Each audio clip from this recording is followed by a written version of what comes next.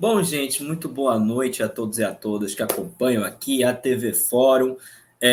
Começa agora mais uma edição do nosso Fórum Global, esse nosso programa semanal em que a gente fala sobre política internacional. Só para destacar, gente, muita gente acaba vendo o nosso programa também no domingo, nossa audiência nos domingos está altíssima, Ana. Então, só para destacar que esse programa está sendo gravado no dia 8 de março, né, o Dia Internacional da Luta das Mulheres. Né? A gente sabe que de um dia para o outro, quando a gente fala de guerra, muita coisa muda, então a análise que a gente está fazendo é do dia 8 de março.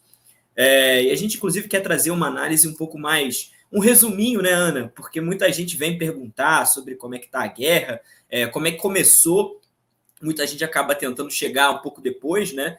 E como a gente acha que todo mundo que se quiser se inteirar tem esse direito, a gente vai tentar fazer um resuminho hoje também do que é essa guerra. Mas é claro, Ana, a gente não podia deixar de também trazer a pauta do Mamãe Falei, né, o Arthur Duval, que foi à Ucrânia, objetificou as refugiadas, uma coisa assim, uma polêmica assim terrível.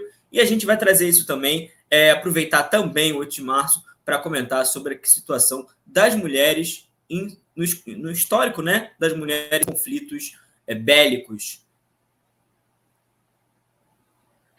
É isso, Lucas. Estava te ouvindo e estava olhando o chat. No chat pediram para me mostrar a Mel. Vou mostrar ela rapidinho. Ela sempre participa, né, dona Mel? Real. Pronto, mostrei. E também dá boa noite para a Veronice, que está sempre aqui com a gente, né? Das primeiras a participar. Lucas, então, vamos fazer hoje esse resumo. Desculpa que eu cheguei assim meio agitada. Hoje é um dia de agito mesmo, sempre. Dia 8 de março, sempre é um dia de muita agenda, muita luta. Daqui a pouco está saindo a marcha, inclusive aqui em Brasília. Eu vou me integrar lá à marcha pelo Dia Internacional da Mulher. Mas a luta também continua no plano internacional, luta pela paz, né? Que é a mãe de muitas lutas, né? E tem muito a ver com a luta das mulheres, a luta pela paz. Nós temos uma convidada hoje aqui que vai falar sobre isso, né? E temos o Pedro que já veio aqui no programa, daqui a pouco está aqui. Eu tenho certeza que muita gente que acompanha aqui o nosso Fórum Global já ouviu o Pedro, se não me engano, ele já veio 2 vezes aqui, sempre tem uma audiência boa, muitas perguntas para ele. E assim que a gente chamar, ele estiver aqui, vamos fazer esse resumo de como se chegou. Muita gente realmente tem pedido, né, para a gente contar um pouco dessa história, de por que estamos neste momento, porque estamos nessa etapa de um conflito que não é de hoje, um conflito que dura quase uma década, né? Um conflito que dura pelo menos 8 anos, desde 2014. Então, vou voltar o comando para ti. Assim que você quiser, a gente organiza. Ou a gente traz o Pedro, e aí já faz aqui com ele, e com a nossa convidada também. Como você comandar aí. Certo, eu vou chamar então já os dois convidados, chamar o Pedro, chamar a Clarice, e aí a gente faz esse resuminho para começar o programa. E, gente, primeira coisa também que é importante, como sempre, lembrar, quem está nos acompanhando sabe que é muito importante aqui para a mídia independente que vocês interajam aqui conosco, que vocês curtam a nossa transmissão, compartilhem esse link. Como a gente ressaltou, a gente vai falar de tentar dar uma explicação, né, lá já inicial da questão da guerra. Então é muito interessante que compartilhem, que tem muita gente, eu sei, que está interessada nisso. Inscrevam-se no canal. Quem puder contribuir com o superchat aqui do ladinho, né? A gente acompanha, gosta muito da interação de vocês. E também pix@revistafórum.com.br está aqui em cima. Tudo isso é fundamental para a manutenção de programas como o Fórum Global aqui na TV Fórum. Ana, então eu vou chamar já os nossos dois convidados, o professor Pedro Costa Júnior e a professora Clarice Paradis também. Não sei se eu estou falando errado o nome dela, mas a Clarice para apresentar ela, como ela nunca esteve aqui conosco, é professora do Instituto de Humanidades da Unilab e militante da Marcha Mundial de Mulheres. Boa noite, Clarice. Boa noite, Pedro. Olá, boa noite. Prazer estar com vocês aqui. Boa noite, Lucas. Boa noite, Ana. Prazer revê-los. Prazer rever a nossa comunidade. Boa noite, Clarice. Bom, não me sinto nem digno de estar aqui nesse dia, né, tão especial aí da luta, mas podendo contribuir e estar com vocês de volta aí. Boa noite a todas e todos e todos. Boa noite, gente. Boa noite, Pedro. Boa noite, Clarice. Bem-vindos aqui ao nosso Fórum Global. Vamos fazer aqui na próxima 1 horinha um recorrido pelo mundo e principalmente nesse lugar do mundo em que está ocorrendo um conflito de enormes proporções, né, no leste europeu. Então, vou assumir aqui, Lucas, um pequeno resumo, pode ser, e nós passamos aqui para o Pedro e a gente vai desenrolando o programa para trazer também esse enfoque sobre a questão das mulheres, né? Olha, Pedro, vou dividir aqui contigo uma tarefa super difícil, né? Que é a gente tentar sintetizar em breves minutos como se chegou, né, a este momento tão dramático, já de 2 semanas, né? Já são 2 semanas praticamente. Foi no dia 24 de fevereiro, em que se iniciou uma etapa nova de um conflito que dura pelo menos desde 2014 para cá.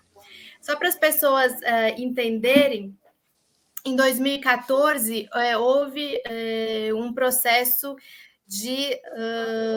eu considero como um processo de golpe mesmo na Ucrânia, né? E esse processo ele se deu num contexto em que, desde o final da Guerra Fria, do colapso da União Soviética, a Ucrânia e aquela região ali, né, que vai chegando na fronteira do que ficou como o Estado da Federação Russa após o desmembramento de todas as repúblicas, vai se tornando um palco de conflito bastante intenso do Ocidente com esse Estado que ficou, né, o Estado da Federação Russa. Então, a Ucrânia e outros países, depois talvez a gente tenha um mapa para mostrar, ali na fronteira com a Rússia, foram sendo ganhos, digamos assim, para a iniciativa da Aliança da OTAN, né, que é essa iniciativa de contenção da União Soviética que surge principalmente com o final da Segunda Guerra Mundial. E a Ucrânia, mas não só a Ucrânia, como a Geórgia e outros países daquela região, elas vão sendo vítimas daquilo que a gente convencionou chamar muito de revoluções coloridas, ou o que eu diria guerras híbridas, ou o que a gente diria infiltração também na sociedade civil e instalação de conflitos a partir também da sociedade civil. E grande parte da sociedade civil ucraniana foi ganha para uma adesão da Ucrânia à União Europeia. Então, o estopim de 2014, daquela questão que se chama da revolta Maidan e do anti-Maidan, foi justamente a possibilidade da Ucrânia aderir, a entrar para a União Europeia.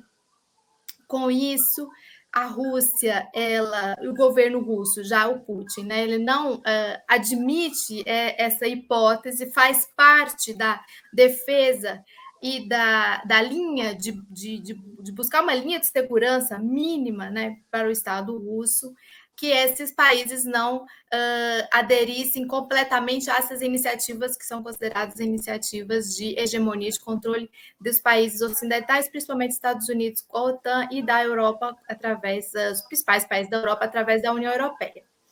E aí o que a gente lembra é justamente que começou uma negociação do governo russo com o Yanukovych, que era o presidente, Viktor Yanukovych, que era o presidente da Ucrânia, no sentido de dissuadir também a Ucrânia, e aí foi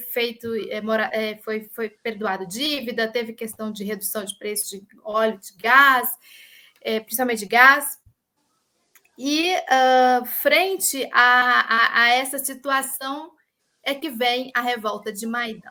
A questão é que, e aí eu acho que a gente não teria tempo de voltar tanto também no passado, existe uma série de grupos que acabaram emergindo justamente nesse período, grupos armados, milícias neonazistas, ligadas a alguns partidos de extrema-direita na Ucrânia, e que acabaram fazendo parte também desse contexto, né, de sublevação social. Uma coisa que eu acho que tem que ficar clara para as pessoas é que existia uma parte da sociedade civil ucraniana que realmente queria uma adesão à União Europeia, mas existe também uma grande parte da população que não queria e que foi mobilizada por um movimento também anti-Maidan. Por isso há uma dramaticidade da questão social também dessa luta, né, que se instalou ali na Ucrânia. Se for lá dentro. E os oportunistas, e os grupos oportunistas que vão se formando. E assim, e é isso que a gente tem falado muito que a imprensa não mostra, né? A imprensa ocidental. Ou seja, as perseguições, as torturas, as mortes filmadas, o incêndio do Palácio dos Sindicatos em Odessa, os parlamentares em prisão domiciliar ou prisão forçada, o apedrejamento de sede de partido. Começou a se instalar na Ucrânia uma espécie de guerra civil, né? Uma guerra civil, que é por isso que a gente fala que ao longo desses últimos 8 anos ela vai se agravando, né? E ao não se cumprir os acordos de Minsk, que foram criados justamente nessa época de 2014, porque como parte do anti-Maidan vem com força o separatismo principalmente daquelas regiões onde há a população russa muito grande, os russo-parlantes, digamos assim, que é justamente a região do Donbass e a região da Crimeia, faz-se o referendo da Crimeia, integra-se a Crimeia à Rússia e fica o passivo de Donetsk e Lugansk como regiões separatistas. E justamente a não resolução dessa questão, né, do Donbass fica como o estopim de uma futura guerra. E muitas pessoas falavam isso, né? Muitos analistas falavam isso, e há, inclusive, muitos parlamentares e políticos em geral na Europa e da própria Rússia que falavam isso, né? Que se adiou essa resolução, foi se passando, não se implementaram os acordos de Minsk, são 2 acordos, Minsk I, Minsk II. O Minsk I era para a questão do cessar-fogo, o Minsk II era para justamente você fazer o referendo, fazer toda a parte de negociação, né, com aquilo ali. Então, em resumo, de um passado histórico, né, em que há grupos fundamentalistas e nazistas, fundados principalmente em algumas lideranças como Bandeiras, o Stepan Bandeiras, que lá para trás, para desafiar o poderio de Stalin, aderiu a Hitler e ao nazismo, e se instalam células nazistas ou núcleos de grupos nazistas na Ucrânia, que há um link, mas não explica tudo, né? E esse caldeirão que se formou na Ucrânia a partir de 2014 e 2013, 2014, em que Estados Unidos e OTAN também se aproveitam justamente desse momento para tentar puxar a Ucrânia para dentro da OTAN, né? E aí você tem o governo de Poroshenko, depois de 2014 até 2019, depois de 2019 é eleito Zelensky.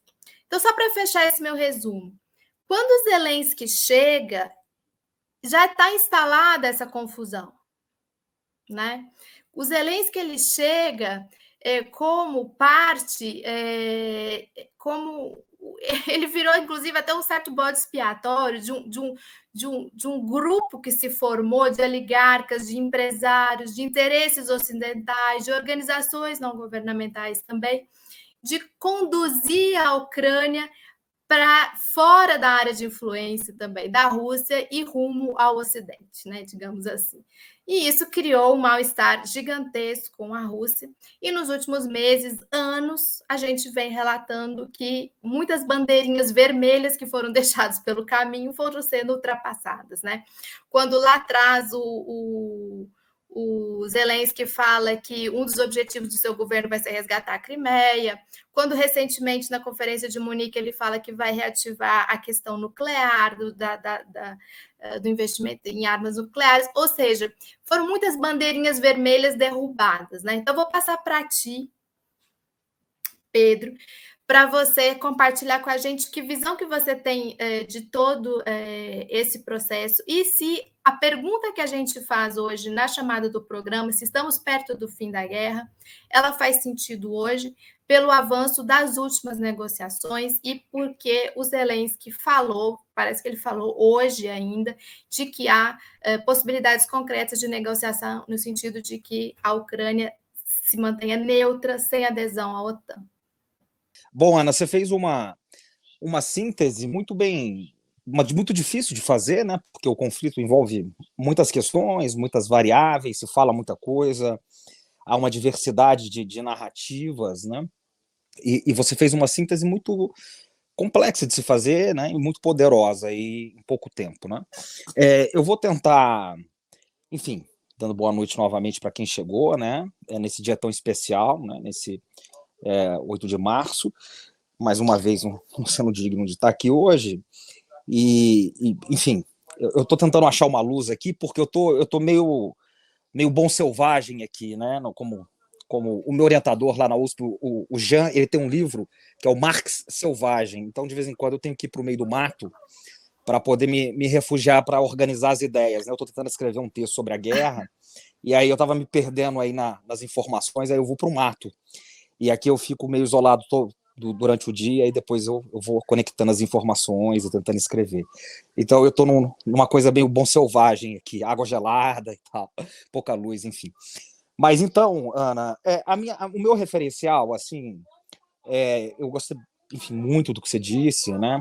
Eu acho que esse espaço aqui ele tem que ser muito valorizado porque, obviamente, a narrativa ocidental, atlanticista, hegemônica, enfim, da mídia tradicional e eu creio que mesmo a mídia nossa mais alternativa, mais marginal e mais de esquerda, particularmente, eu creio que, no geral, né, com algumas exceções, tem sido um pouco, enfim, ambígua, assim, talvez, na cobertura dessa guerra, mas a mídia hegemônica não precisa nem dizer, né, como tem tratado essa coisa. Eu abri hoje rapidamente aí as redes sociais.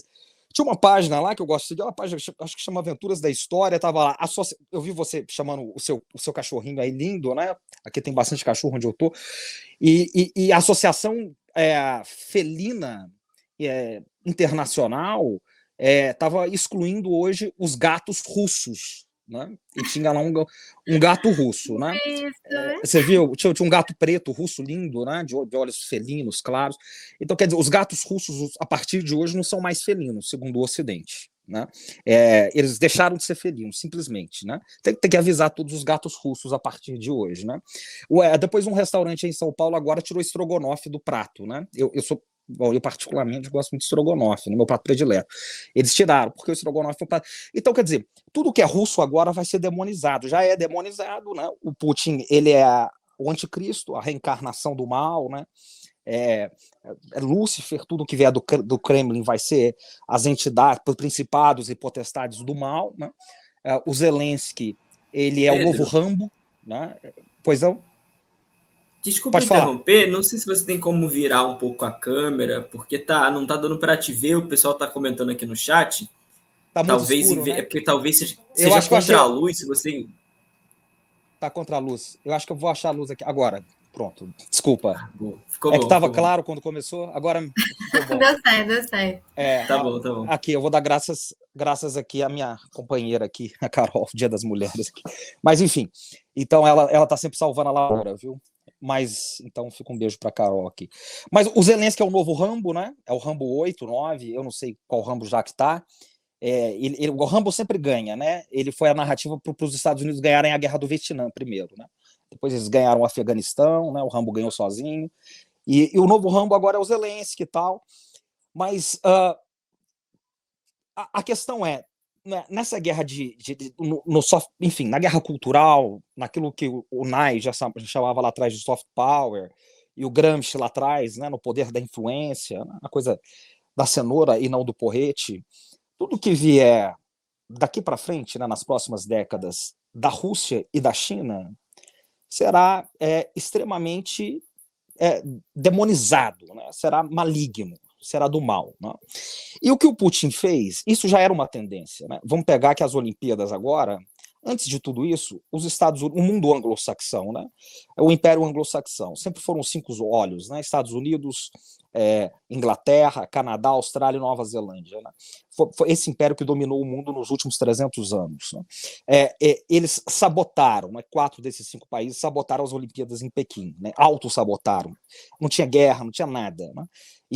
Bom, a guerra comercial com a China começou em 16 com Biden, e depois, com Trump, e depois quando o Biden assumiu, a volta dos democratas, um presidente, enfim, experiente em relações exteriores, como o Biden, né, com a idade que tinha, com o passado que tinha nas relações exteriores, havia expectativa por parte de alguns, né, até inclusive da esquerda, que poderia ter uma virada. O Biden não só continuou a guerra comercial com a China, como começou uma guerra ideológica. Meteu coisa da pauta dos direitos humanos, do meio ambiente, a questão enfim, de separatismo na China, envolvendo... bom, parece que ele assumiu a pauta do Greenpeace, né, essa coisa toda, todo esse discurso, né, e com relação à China, né, claro, os parceiros tradicionais no Oriente Médio, né, no Catar, onde vai ser feita a Copa do Mundo, na Arábia Saudita, né, os direitos humanos vão a mil maravilhas, né, direito das mulheres e tudo isso. Então é a velha pauta dos democratas em ordem. Mas o que o Putin fez, para usar uma expressão do Noam Chomsky, já era uma tendência, mas o Putin, ele acelerou o relógio do fim do mundo. É aqui que eu quero chegar, né? Então, o quadro já estava desenhado, né? Eu vou dar um salto agora. O quadro já estava desenhado. Nós tínhamos... a minha análise, ela parte um pouco, parte bastante da tradição da análise dos sistemas mundo, da análise do Wallerstein, da análise do Giovanni Arrighi, né? Que nós estamos passando um ciclo muito caótico agora, de transição hegemônica, né? Que nós temos o declínio de uma hegemonia, aquilo que o Wallerstein chamou o pouso forçado da águia, né?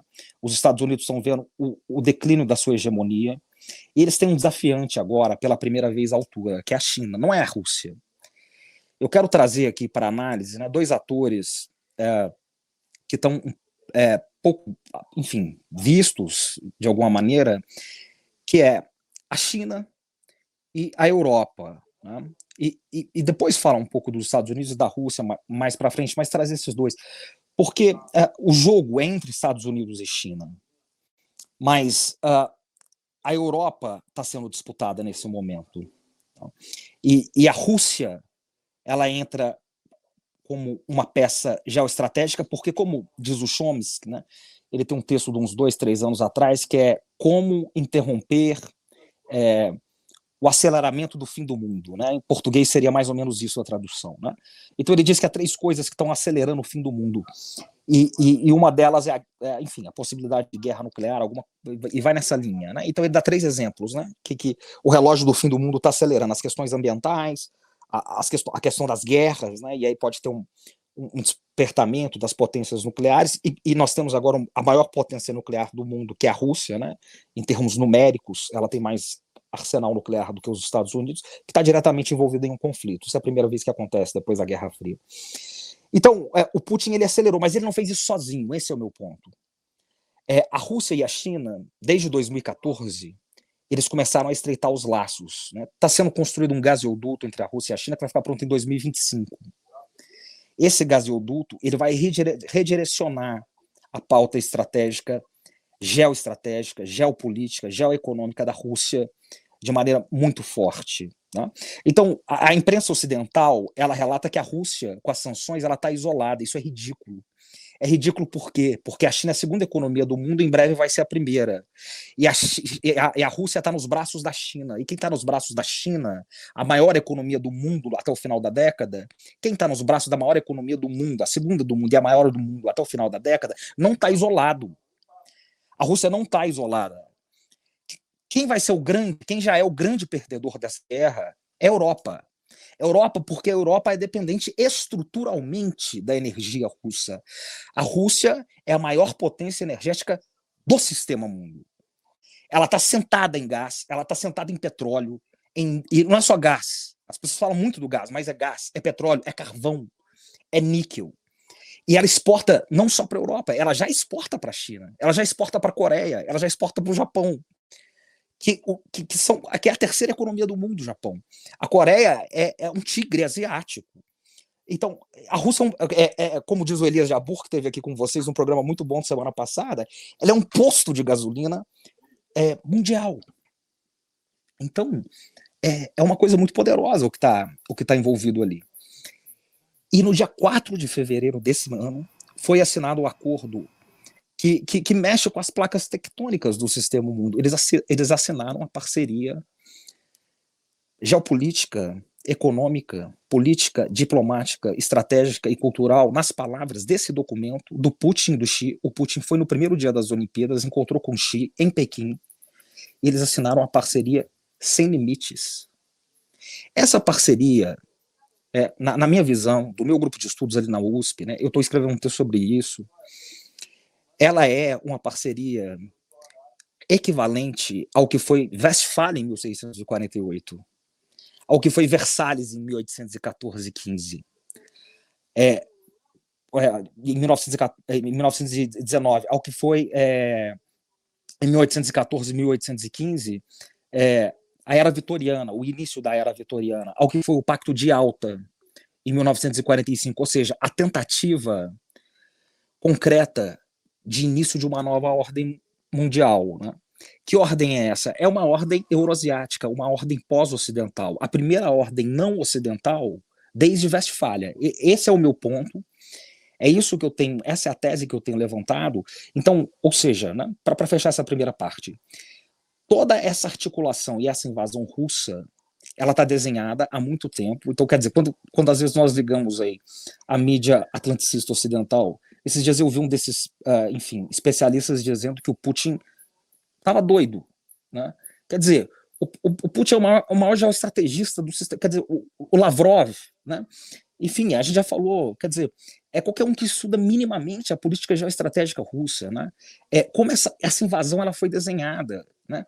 O relógio russo, qualquer um que já leu Tolstói, o relógio russo, o tempo russo, ele roda em outra, ele não é ocidental. Eles não têm não é fast food, né? Eles não têm o imediatismo, a nossa pressa. Essa guerra o Putin não está usando ataque aéreo. Ele está fazendo um outro tipo de guerra para ter o menos de baixas ucranianas possíveis. Ele está atacando com cautela para ter poucas baixas.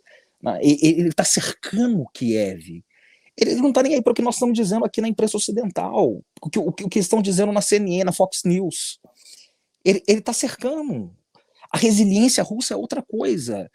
Se você pega o documentário do Putin, as entrevistas para o Oliver Stone, ele diz, olha, faz 70 anos que eles ignoram, o Ocidente ignora que nós ganhamos a Segunda Guerra Mundial. Ninguém perdeu gente como a Rússia. Nós estamos acostumados. Eles nunca vão olhar para a gente da maneira que a história é. Então, tá tranquilo. Nós sabemos como é o Ocidente e como eles nos tratam. O que ele precisava era do respaldo chinês. E o respaldo chinês chegou. E o Xi fechou com ele. E o Xi Jinping, ele mudou a diplomacia chinesa há 2, 3 anos também. Ele não respondia ao Ocidente, ele passou a responder à altura. E esse documento travou essa aliança. E, por outro lado, a China não tem o poder militar da Rússia. E a China não se envolve em conflitos, ela não se envolve em guerra. E ela não está preparada ainda para se envolver numa guerra de igual para igual com os Estados Unidos. Por exemplo, para defender o Mar do Sul da China ou para defender, por exemplo, as questões de Taiwan. Ela não está preparada. Mas a Rússia está.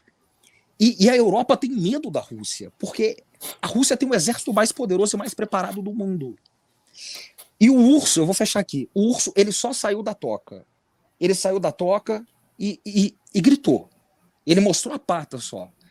E o que a Europa faz? A Europa, que já perdeu essa guerra, ela põe a Ucrânia, ela rifa a Ucrânia, não manda um soldado para lá, porque ela não pode enfrentar a Rússia de igual para igual, ela não tem ninguém que pode enfrentar a Rússia de igual para igual, e vende a Ucrânia.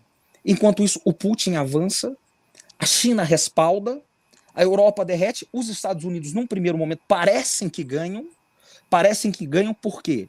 Porque a OTAN foi reunificada, isso é importante, a OTAN foi reunificada, O Biden, que passa por uma dívida interna estrutural nos Estados Unidos, vai ter um aumento de popularidade repentino, mas não creio que seja duradouro, isso nós vamos ter que verificar. Mas, por fim, o grande erro geoestratégico é que eles estão fazendo o que o Kissinger fez na Guerra Fria. Eles estão jogando os dois inimigos juntos de vez. O que já era inevitável agora foi acelerado. Eles estão jogando Rússia e China numa união inexorável. E isso lá na frente vai ser mortal para os Estados Unidos, né? Essa é a minha tese, né? Então, para não monopolizar mais a palavra, eu quero passar a bola. Aí depois a gente pode discutir melhor. Maravilha, muito obrigado, Pedro, muito obrigado, Ana, por esse resumo. A gente vai entrar mais um pouco em alguns temas daqui a pouquinho. Eu queria, antes de passar para a Clarice a palavra, lembrar a todos e a todas que debates como esse, gente, você não vê na Globo News, você não vê na CNN. Então é fundamental que vocês contribuam aqui com a TV Fórum para que a gente tenha mais debates como esse. Lembrando, os nossos métodos de apoio são deixar um like, já nos ajuda, inscrever-se no canal, compartilhar o link, além, é claro, dos métodos de doação, né, de contribuição financeira, que temos o Superchat, temos o Pix, pix@revistaforum.com.br. Se você mandar um Pix, avisa para a gente e diz que foi assistindo o Fórum Global. Bom, eu queria só comentar rapidinho que essa fala do Pedro trouxe uma coisa interessante, né? De que se a gente lê o New York Times, parece que a Rússia já perdeu a guerra, né? É quase uma torcida que tem, dizendo que a Rússia está matando um pouco, então a Rússia perdeu. É uma visão meio estranha que a gente vê, inclusive, na mídia ocidental. Mas eu queria passar para um outro tema que a gente convidou a Clarice para falar disso. Uma coisa que a gente já estava querendo comentar antes, né, Ana? Não é de agora, já desde o início a gente quer trazer esse debate um pouco para cá também, que é a questão das mulheres na guerra, né? De que a violência de gênero afeta ainda mais as mulheres numa situação de guerra. A Clarice vai poder explicar melhor para a gente do que eu, mas a gente queria trazer esse debate, pegando um gancho principalmente nessa história aí do Arthur Duval, que meio que explicitou, né, que as mulheres refugiadas ucranianas são objetificadas até quando são refugiadas. Clarice, como é que você viu esse episódio? E se puder explicar um pouco para a gente também esse debate sobre a questão da vulnerabilidade da mulher na guerra.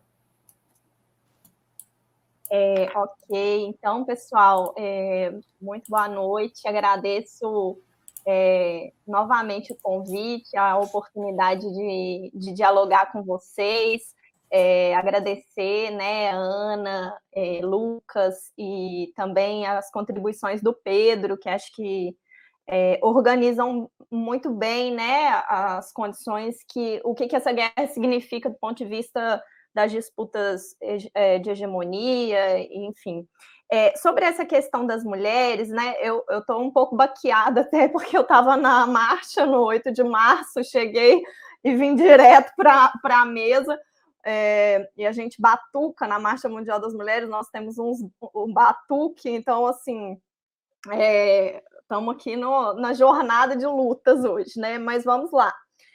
Acho que uma coisa significativa para começar essa conversa é dizer da importância do Dia Internacional da Mulher como um dia de denúncia do imperialismo e do militarismo, né? Se a gente pensar, se a gente resgatar as raízes do 8 de março, a gente organizou o dia 8 de março como um dia de luta das mulheres, em homenagem ao estopim da Revolução Russa, quando as mulheres foram às ruas, e o lema das mulheres nesse momento foi pão e paz, né?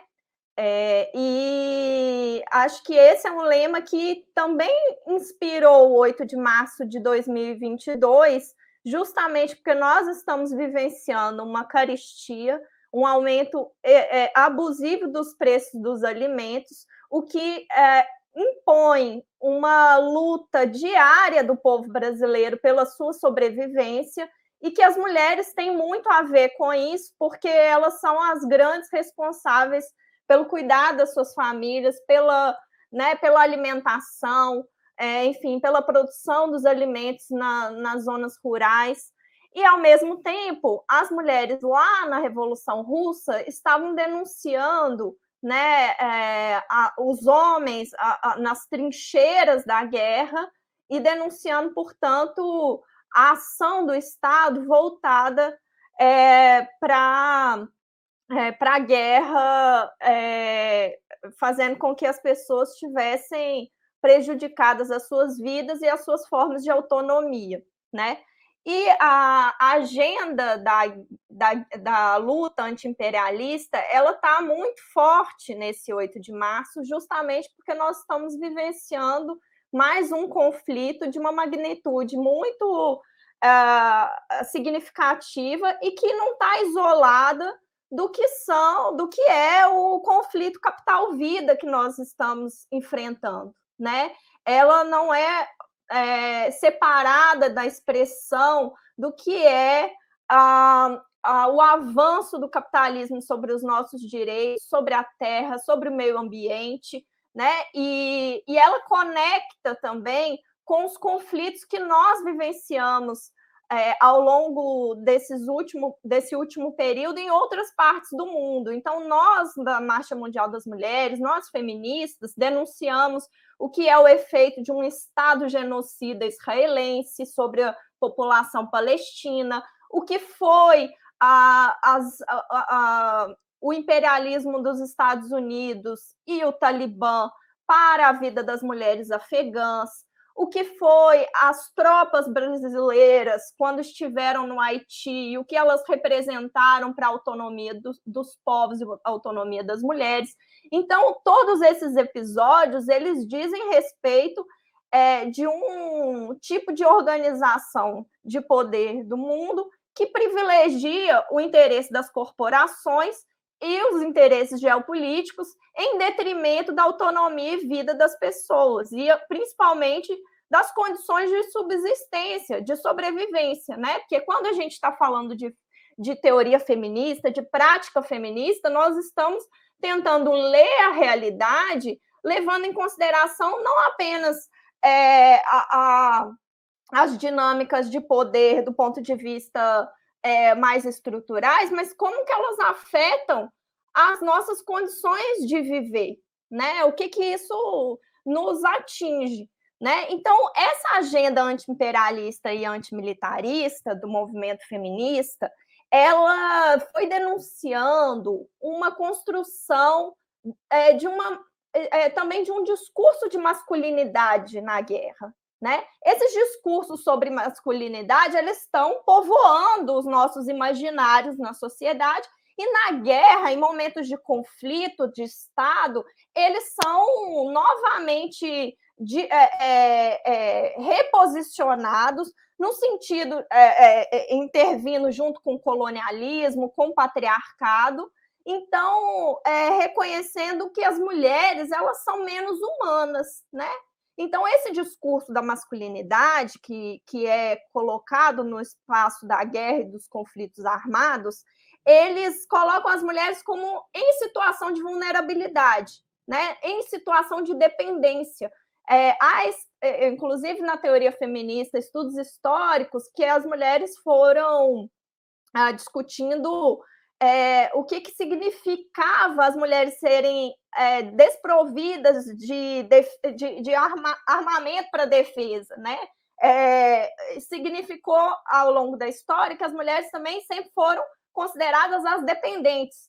A parte do conflito que é a de dependência e a de não conseguir, portanto, se proteger, né? E a lógica da guerra é essa mesmo. Quando a gente vê na Ucrânia os homens sendo obrigados a combater, enquanto as fileiras de refugiadas são majoritariamente compostas por mulheres e crianças, né? A gente vê que são as mulheres e crianças a parte indefesa, a parte vulnerável, a parte que é deixada vulnerabilizada nesse conflito, enquanto o que é considerado o papel dos homens, do masculino, é justamente esse do combate, né?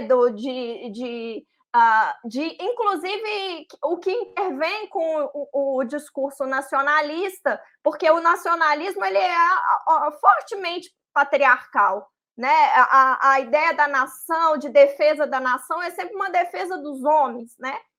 Por fim, acho que esse aspecto da fala desse áudio, desse deputado, que é uma fala misógina. Quando a gente discute misoginia, nós estamos dizendo aqueles discursos que não consideram as mulheres como pessoas, como seres humanos, né? Ele apresenta esse teor desse aspecto da masculinidade que coloca as mulheres como inferiores e como não sujeitas, né? Ele desumaniza as mulheres. E essa desumanização já está colocada quando a gente está falando de conflitos armados.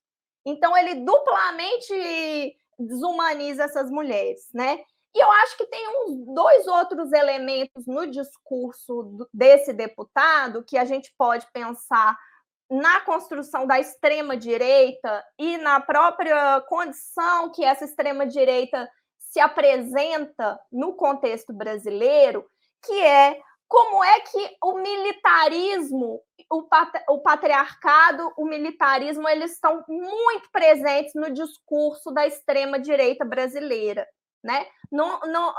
Se a gente lembrar que na votação para afastamento da Dilma, o que é hoje o nosso presidente, nosso, entre aspas, né? Porque a gente não pode nem considerar que ele é legitimamente o nosso presidente, mas se esse Bolsonaro, no afastamento da Dilma, ele, ao contrapor essa mulher, essa presidenta, ele faz referência a quem a torturou, ao Ustra, a esse militar que foi, né, renomado por ter sido torturador de mulheres.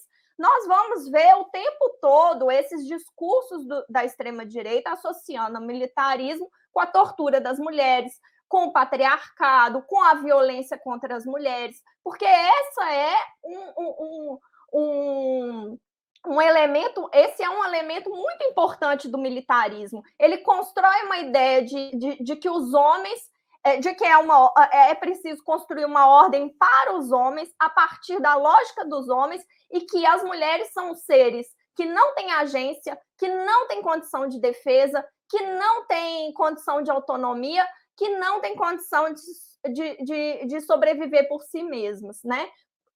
Por outro lado, há um outro discurso também de que as mulheres elas são privilegiadamente sujeitos importantes na guerra porque elas são naturalmente pacíficas ou propensas a contribuírem com a paz. Então, muitas vezes, no pós-conflito, as mulheres são chamadas a estarem nas mesas de negociação, a representarem, né, as partes envolvidas. E nós também criticamos esse discurso, que coloca as mulheres num lugar de naturalizado como pacíficas, porque também reconstrói essa mesma ideia de uma falta de agência, de uma essencialidade feminina que não na verdade, não se apresenta, né? Mas voltando à fala do deputado, acho que uma última questão que acho que é importante trazer sobre o que ele falou é que ele apresenta um ressentimento também, né? Quando ele não encontra as mulheres abjetas, né? Ou ele faz uma comparação entre as mulheres que não... as mulheres brasileiras que não respondem aos gracejos dele em comparação com as mulheres que estão numa situação de extrema violência, né, dada a guerra, como essas que respondem aos gracejos, ou seja, é preciso que as mulheres estejam em uma situação extremamente vulneráveis para que elas sejam,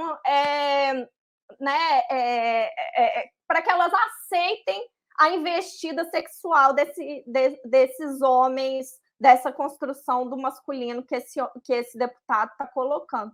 Isso é muito perverso, mas eu acho que ele também está muito presente na nossa sociedade, né? Presente nesse discurso da extrema-direita, de que as mulheres elas não podem ser se elas são autônomas, se elas decidem por elas mesmas o que é que elas querem, como que elas vão atuar na vida, elas estão sempre gerando um ressentimento contra esses homens que estão recalcados aí, porque esperam nada mais do que uma desumanidade das mulheres e um lugar, então, de abjetas, né? E quando as mulheres não respondem a esse lugar de abjetas, elas sofrem violência direta. Não é à toa que esse discurso da extrema-direita ele é tão violento contra as mulheres, né? Então, todo esse discurso desse deputado foi um grande manifesto da misoginia e da violência extrema que todo esse movimento da extrema-direita se nutre e que nós fomos hoje às ruas denunciar, porque quando a gente não entra nesse lugar, quando a gente refuta o lugar da abjeta, nós sofremos violências, mas nós não vamos retroceder. Esse não é uma opção. E nós estamos em luta coletivamente, e não é à toa que foram as mulheres lá no Ele Não que denunciaram. Hoje as pesquisas de opinião pública que organizam os debates sobre opinião pública em relação à extrema-direita têm visto quanto que as mulheres têm muito menos propensão a votar na extrema-direita do que os homens, né? Isso porque nós sabemos o que esse discurso nos representa para os nossos corpos, para as nossas vidas.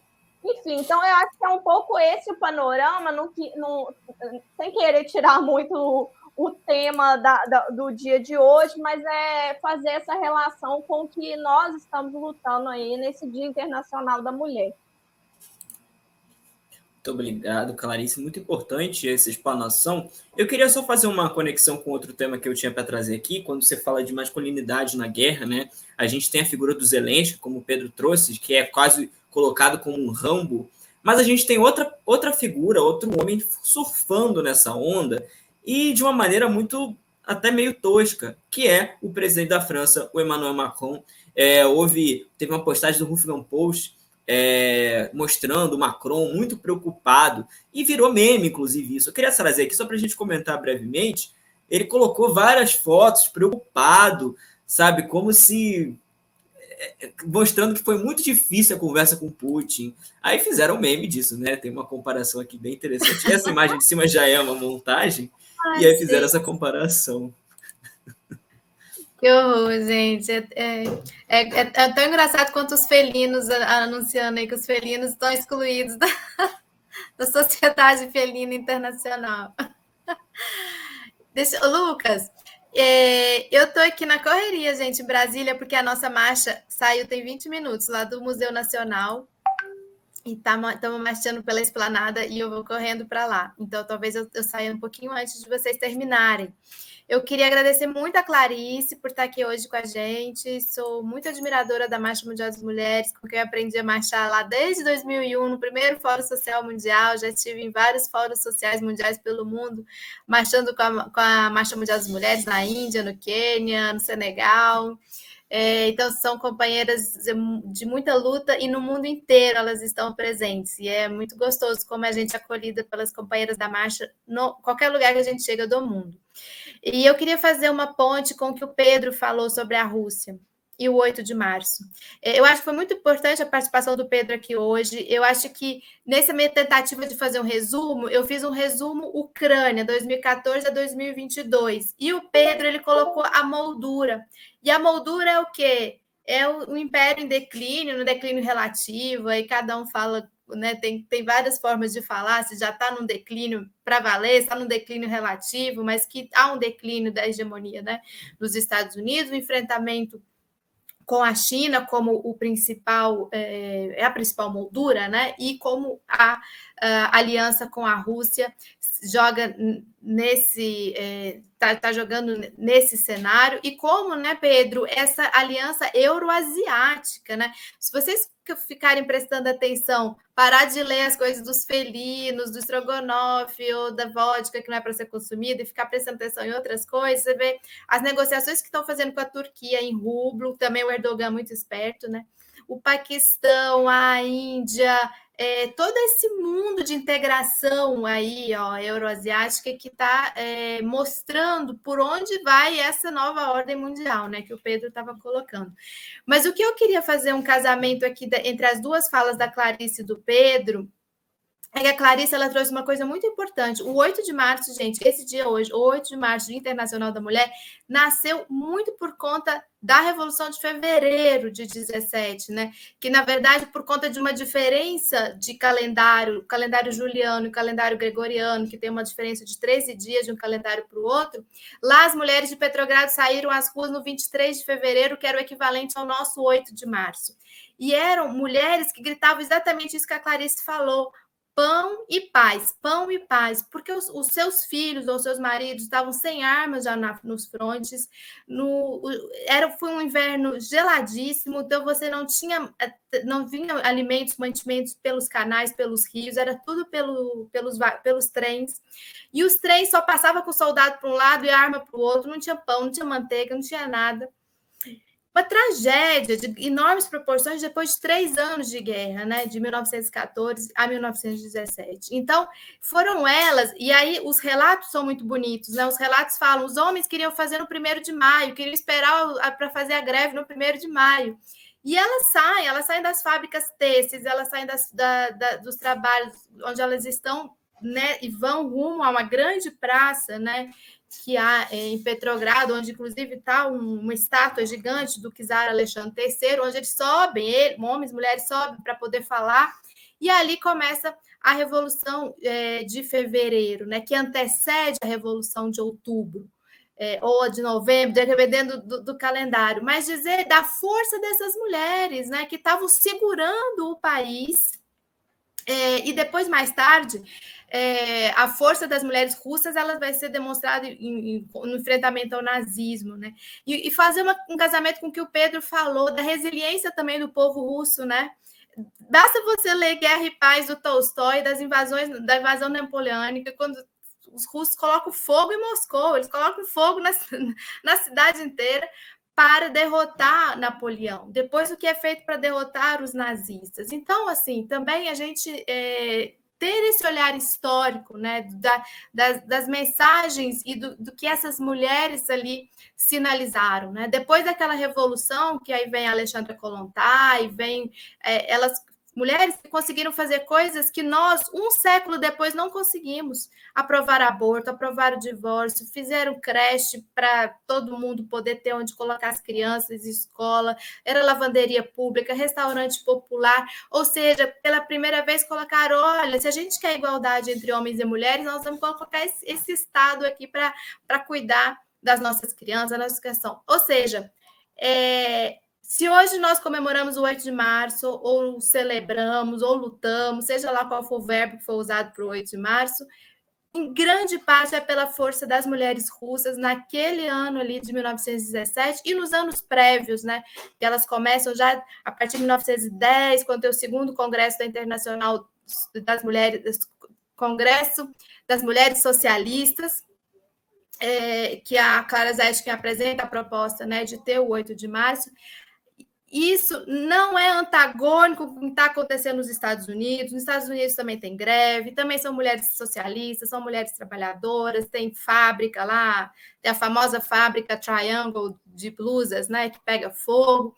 Ou seja, eram iniciativas múltiplas que estavam ocorrendo de mulheres pelo mundo no início do século XX, e mulheres que estavam olhando para a questão do voto, sim, mas também estavam olhando para a questão do trabalho. Aí daí surgem diferenças entre as feministas que perduram até hoje, mas estão nesse frame aí de luta, né, das mulheres. Então, fazer a nossa reverência também a essas mulheres que nos mostraram esses caminhos, né, e que denunciaram também uma guerra que era uma guerra entre as elites ali, né? As oligarquias e as elites europeias, e que elas fizeram essa denúncia. Então, a gente também fazer esse julgamento aí das guerras e por que os povos querem paz. Muito bom, Ana. Já vai ter que sair, Ana, ou você vai ficar mais um pouquinho? Só queria trazer um último tema. Já vai ter que sair, né? Então, eu queria agradecer a sua presença hoje, Ana. A gente continua a conversa na próxima semana. O programa já está acabando também, mas eu queria trazer só mais um tema, que os dois podem comentar também, que é sobre a questão da Venezuela, de como a Venezuela foi enfiada no meio desse conflito. A gente já falou semana passada que a Colômbia podia receber tropas, e dessa vez a gente tem uma posição interessante do governo da Venezuela, meio que se colocando de fora do conflito, né? Que tem várias análises para isso, mas o que me parece, que eu acho que vocês podem comentar também, é a Venezuela reforçando que não é zona de guerra. E tem um discurso muito interessante do Maduro que eu queria colocar e depois a gente comentar sobre isso. Lo estamos diciendo hoy, utilizando el método de análisis objetivo que durante años hemos utilizado para pronosticar situaciones graves y prepararnos.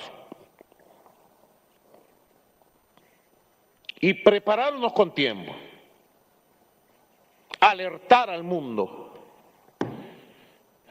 Y ojalá con una alerta a tiempo pudiera controlarse la locura que se ha apoderado de los más importantes dirigentes del occidente del mundo.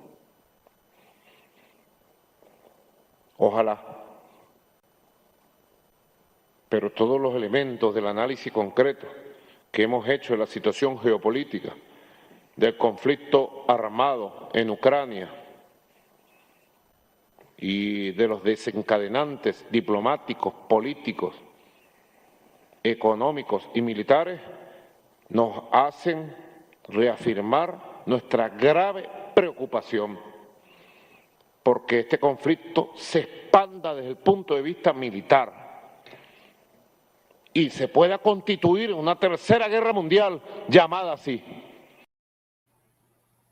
Tá aí a fala do Maduro, só para contextualizar, ontem os Estados Unidos, foi no sábado, os Estados Unidos foram, representantes dos Estados Unidos foram até a Venezuela, conversaram com o Maduro. Hoje parece que teve uma nova rodada de conversas sobre a questão do petróleo, de que os Estados Unidos podem voltar a comprar petróleo da Venezuela, aumentar a compra de petróleo da Venezuela. E isso aí, e aí o Maduro deu esse discurso. Ia ter uma análise que o Lucas Berti, do Giro Latino, fez, que eu concordo em partes, mas eu acho que é interessante para a gente trazer aqui para o debate, dizendo que tem gente surpresa com o Maduro virando as costas, e destaca que a política real depende disso, né, que pode ser a grande chance do chavismo sair do isolamento global e recuperar um pouco da economia venezuelana. Eu acho que, na verdade, ele não está virando as costas para a Rússia. Eu acho que é um pouco mais... que, na verdade, é um movimento que ele faz para poder manter a Venezuela fora desse conflito e não confundir as coisas, né? Porque a gente viu, por exemplo, a Venezuela não votou contra a resolução que condenou a invasão da Ucrânia, a Venezuela se manteve em abstenção. E só para juntar também, eu acho que vocês podem, para a gente comentar, fazer uma rodada final, o Zelensky disse que está pronto para discutir a não adesão à OTAN e sinalizou que pode reconhecer a Crimeia. Né? Ele falou isso hoje, mostrando aí, ele disse, inclusive, que a OTAN não quer a Ucrânia. Né? Mudou um pouco de tom, né, Pedro? Eu acho que o Zelensky dá uma mudada de tom.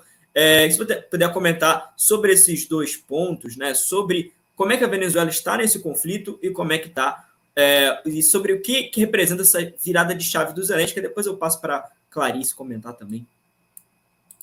Maravilha, tá? Eu vou tentar ser rápido, né? Vê se o meu áudio tá bom aí, eu vou tentar ser rápido. Bom, tá sim. Primeiro, né, um prazer ouvir a Clarice, né, e a Ana, o aprendizado aqui, tá, Clarice? Muito obrigado pela, enfim, né, toda vez que a Clarice for falar aí, eu quero ser telespectador aqui, tá bom? Por favor, me alerte. Enfim, eu já sou um telespectador, claro, né, mas foi muito bom. Com relação à Venezuela, me parece assim, dois movimentos, sabe? Tem um movimento de curto prazo e um movimento mais de médio e longo prazo. O movimento de curto prazo é que a Venezuela, o chavismo, ele vai ganhar uma força, né? Como todos os países produtores de petróleo agora, né? É o caso da Venezuela, é o caso do Irã, é o caso da própria Rússia, né? E todos os países no eixo contra-hegemônico. digamos, anti-hegemônico, anti-imperialista, né, que vai contra a rede anglo-saxã, né, estabelecida, a ordem pós-Guerra Fria, né, anglo-saxônica, o eixo Estados Unidos, enfim, Reino Unido, OTAN, atlanticista. O preço do barril do petróleo vai disparar, né, já começou a aumentar, vai se manter acima de 3 dígitos. A Venezuela, ela enfim, petrodependente, né, ela sofre daquilo que os economistas chamam de doença holandesa, né, que é uma bênção e é uma maldição, né, ao mesmo tempo, porque você tem uma riqueza, enfim, imensurável e, ao mesmo tempo, fica amaldiçoado porque não diversifica a economia. Né? É o caso da Venezuela. Então, os Estados Unidos, eles pegaram muito pesado com esses inimigos, eles bateram muito no preço do petróleo nos últimos anos. Né? Foi os anos que o chavismo, já madurismo, sofreu muito. O Irã sofreu muito. Foi quando o Irã sentou na mesa de negociações com Obama. E foram anos difíceis para o Putin também. Agora, não vai dar para controlar. Né? Não vai dar para controlar. Então, mais uma vez, um tiro no pé dessas sanções que o Ocidente, mais uma vez, propaga, né, que isola a Rússia, mas o preço da energia vai disparar. Já está disparando. A gasolina vai aumentar de novo e tal.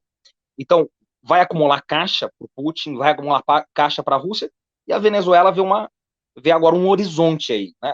A maior popularidade do período chavista foi quando o barril do petróleo... A curva é nítida.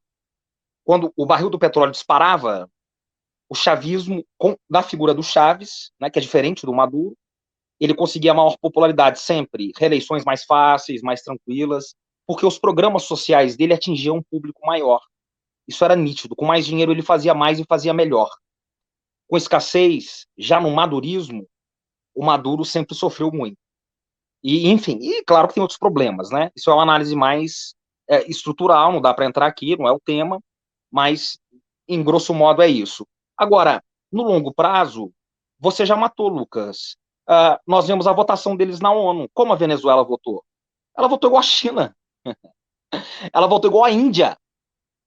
Então, mais uma coisa, né? A Rússia está isolada. A China e a Índia têm 3 bilhões de habitantes. Metade do planeta Terra, para ser preciso, 41% do planeta Terra votou junto com a Rússia. Porque se abster a essa altura dos campeonatos é votar a favor, é endossar o Putin. Então, olha, a Rússia está isolada. Está isolada para quem, cara pálida? Quando 3 bilhões de pessoas, quando metade do planeta Terra, né, eu estou dando 2 países de exemplo, 40 países se abstiveram, 5 votaram a favor. Né, e uma abstenção a essa altura, obviamente, é endossar. Então, e a Venezuela endossou. Então, eu acho que esse é um ponto que precisa ser colocado e que nunca é falado na mídia atlanticista hegemônica, né? É sempre isolado. Nós temos a China e a Índia. A Ana falou muito bem, os movimentos da Índia, tem que olhar para o Paquistão, tem que olhar para a Turquia, que é membro da OTAN, e que o Erdogan tem relações muito ambíguas e complexas com a Rússia, com a China. Enfim, a Índia e a China fazem fronteira, são as 2 maiores populações do mundo, tem interesse, estão no BRICS, e várias outras coisas, né? Importante olhar para a Argentina, porque o Fernandes, ele foi para a China e foi para a Rússia antes do conflito começar, ele pediu o ingresso para os BRICS, o Fernandes fez um movimento muito interessante, ele entrou na Rota da Seda, a Argentina é um país, enfim, que fez um movimento muito interessante. Né? E por fim, a Venezuela, então, estruturalmente, está nesse movimento, né? Agora, o Zelensky, que é um herói, ele é um herói de barro. É isso que eu acho que tem que ficar claro. Né? Ele, na verdade, ele é um pateta. Ele é um herói forjado pelo Ocidente. O último herói forjado pelo Ocidente foi o Osama Bin Laden. Ele foi forjado na guerra do Afeganistão, em 79, para lutar contra a União Soviética. Eu falei aqui do Rambo. Se você pegar o Rambo 3, na dedicatória oficial, foram ao fim do Rambo. A dedicatória, que depois virou polêmica, foi abolida do filme, né? Você ainda encontra o original na internet, foram aos heróis da resistência do Afeganistão que lutaram contra o regime soviético, que era, dentre eles, financiados, treinados e armados pela OTAN, né? Pelos Estados Unidos, pela OTAN. Estava a Al-Qaeda, estava o Osama Bin Laden, que era o grande líder já desses movimentos, né? Que depois deu no que deu em 2001. no 11 de setembro, que né, todos nós sabemos. Então, ele era um herói do Ocidente à época, porque lutava contra a União Soviética. Então, quem é o Zelensky? O Zelensky ele foi eleito com 70% de votos, com um discurso apolítico, né, antipolítica, anti-corrupção, e antes da guerra ele tinha 30% menos de 30% de apoio popular. Menos. Tipo um presidente que nós conhecemos bem. E aí ele foi pego no Pandora Papers. O Pandora Papers, que você também...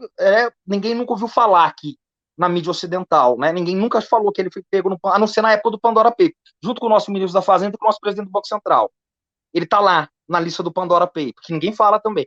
Ele está lá na lista do Pandora Papers. A popularidade dele derreteu, fora da inabilidade política ciclópica que ele tinha, porque ele não era político. E agora ele foi aplaudido de pé pela União Europeia, aplaudido de pé. Então, é isso, ele é uma sumidade, E é isso, o fim dele será breve, é a minha aposta, assim, é o que eu vejo, né? Não tem muito mais o que dizer. Clarice, quer comentar também sobre essa história? Eu tinha várias perguntas, na verdade, porque o Pedro falou dessa questão de como que a gente, a partir dessas movimentações e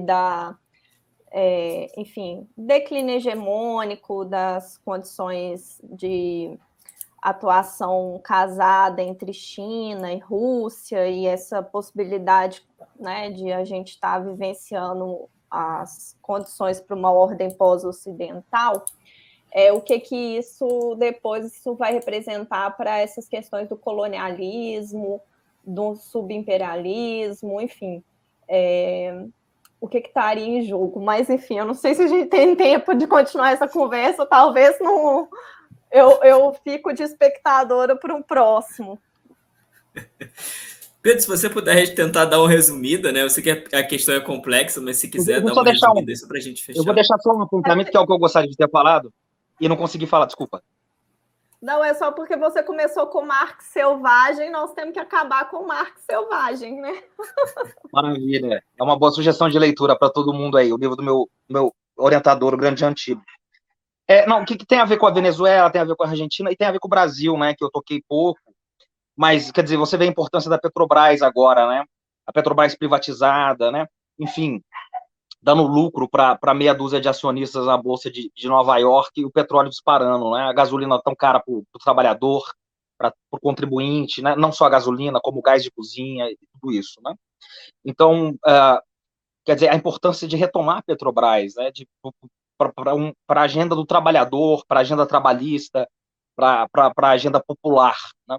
E como essa luta é importante, né? Para a trabalhadora, né? Para, enfim, para todo mundo, enfim, para uma agenda popular, né? Ela volta mais do que nunca, né? Os interesses do pré-sal, né? Onde todas essas movimentações começaram aqui no Brasil e na Ucrânia começaram mais ou menos na mesma época, né? Foram nas revoluções coloridas de 2014. Que tinha clara intervenção da OTAN ali já, dos Estados Unidos, assim como teve em Hong Kong, assim como teve aqui no Brasil depois, né, enfim. Então, são movimentos muito, digamos, conectados, né, transnacionais, que passam pela porosidade das fronteiras estatais. Agora, a pergunta da Clarice, ela é muito complexa, assim, mas só dando um apontamento e uma sugestão para outras conversas nossas e tal, com relação, por exemplo, quer dizer, eu vou pegar esse trecho do Maduro, que é muito interessante que vocês recortem, né? Quer dizer, não é um recorte do Biden, né? Ou do Zelensky, ou do próprio Putin. Um trecho aqui, né? Enfim, da periferia do capitalismo, né? Da América Latina e tal. Então, esse programa tem que ser muito valorizado, né? Muito original e tal. Mas o que me parece, mais uma vez, também na linha do Wallerstein, do Arrighi, da Beverly Silver, né? Esqueci, deveria ter estado a Beverly, né? Que é uma grande expoente, e o próprio Chomsky, é que os países, como a Rússia, o Putin acelerou o relógio, ele acelerou, não tem mais volta agora. Essa já era uma tendência, esse embate China e Rússia, de um lado, e o eixo atlântico do outro, não é? A Europa está sendo disputada, a Europa ainda ela vai ser dividida, me parece, mas é uma outra questão, né? A Alemanha não está muito certa, né? A Inglaterra só que tem lado, mas os Estados Unidos e a Inglaterra do outro. Mas a semiperiferia, a periferia, elas não vão ter escolha, né? Então aparência de neutralidade, num primeiro momento, do Maduro, não é? Ele vai poder escolher agora para quem ele pode vender o petróleo, o preço vai disparar, ele vai ganhar no curto prazo.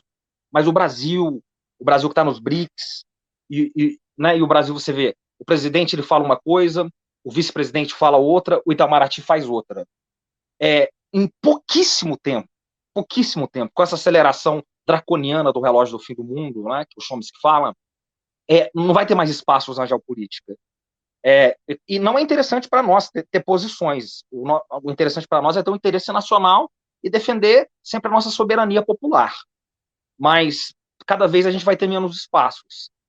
Porque a luta hegemônica ela vai se intensificar, ela vai se acelerar, as guerras vão se tornar cada vez mais constantes, elas vão se tornar mais violentas e elas vão ser também característica do centro do capitalismo, e não só da periferia, como elas foram nos últimos 70 anos. Né? A grande característica do fim da Segunda Guerra Mundial é que a guerra saiu do centro e foi para a periferia.